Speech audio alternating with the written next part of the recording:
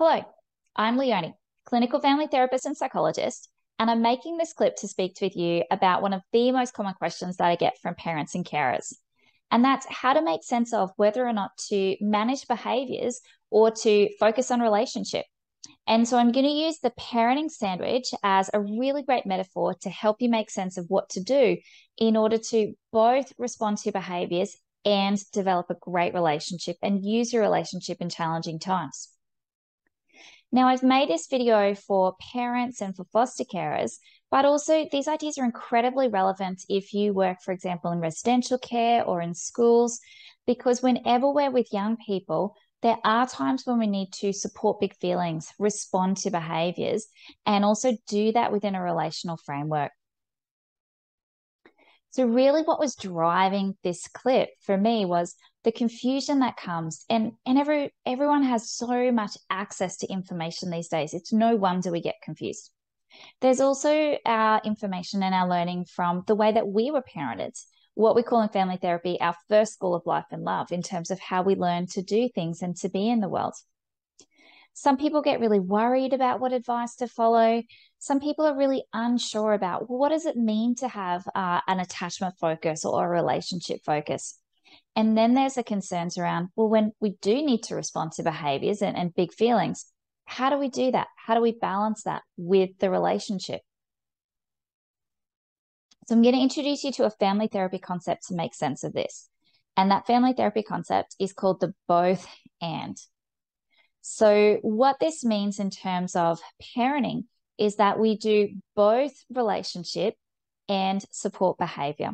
So it's not an either or situation, it's both. And both are really important because what we know is that relationship and relational safety is foundational and critical, and also sets you up for the best chance of supporting your young person when they need guidance with their behavior or they need support with big feelings.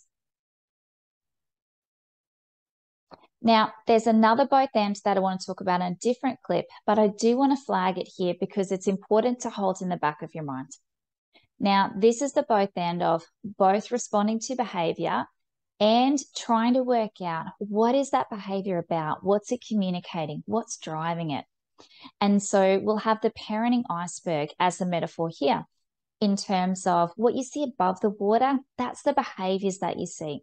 But the behaviors never exist in isolation. There's always so much more underneath the iceberg.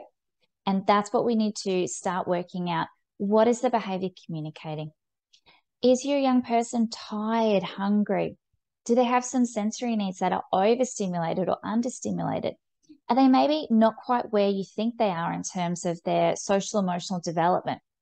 So those are great things to hold in the back of your mind as well, because we've got to remember when kids flip their lids and they're working from their emotional brain, we can't reason with them. We need to support them and work out what's going on to help shape their development. So let's get back to the parenting sandwich. Now, the parenting sandwich is all about supporting behavior.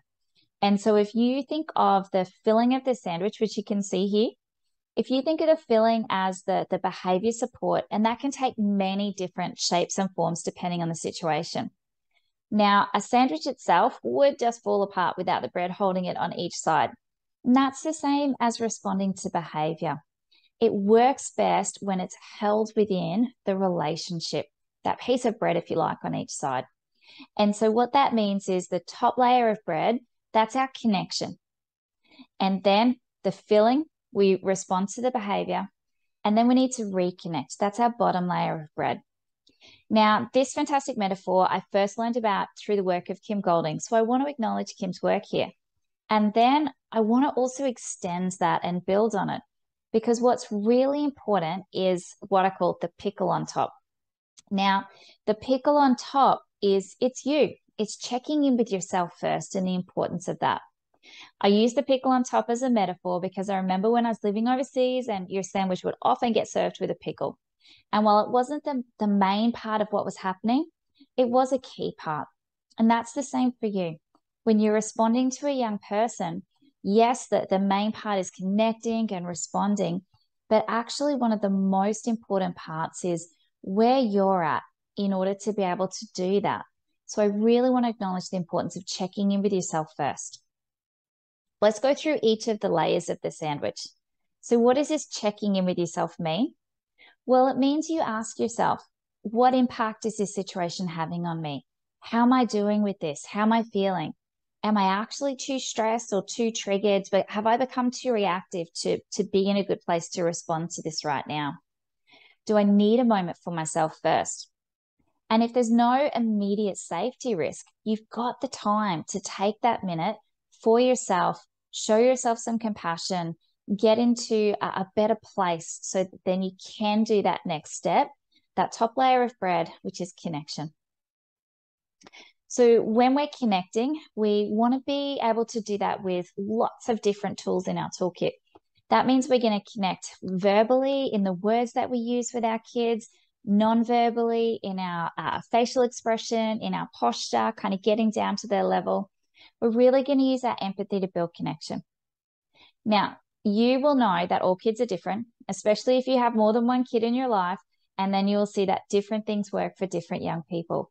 So keep in mind the way you connect and do each of the layers of the parenting sandwich will really vary depending on your young person. So then we're going to support behavior.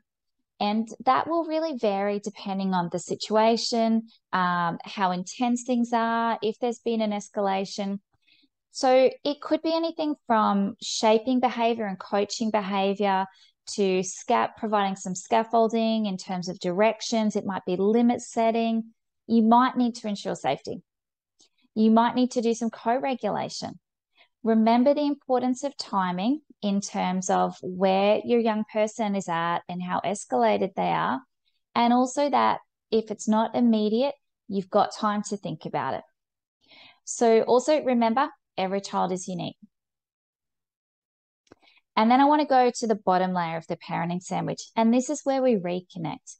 Because inevitably, anytime we have to respond to or shape a behavior or provide redirectional limit setting, etc., that's going to cause a little bit of tension and a little bit of rupture in the relationship.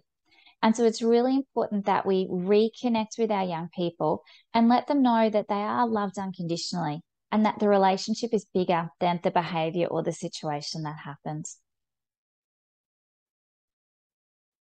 Now, if you found these ideas useful around the parenting sandwich in terms of how you use language and talk to kids and respond to situations, you might be interested in even a wider range of ideas from my Helping Families Thrive cards. So you can find out about those on my website.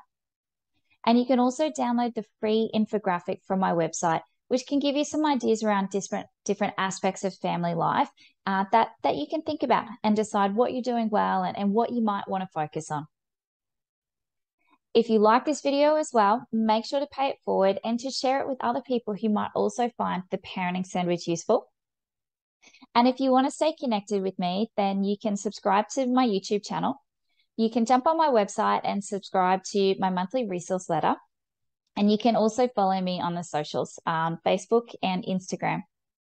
So thank you for taking the time to hear about the parenting sandwich and find out how you do the both ends of behavior and relationship connection. Thank you and goodbye.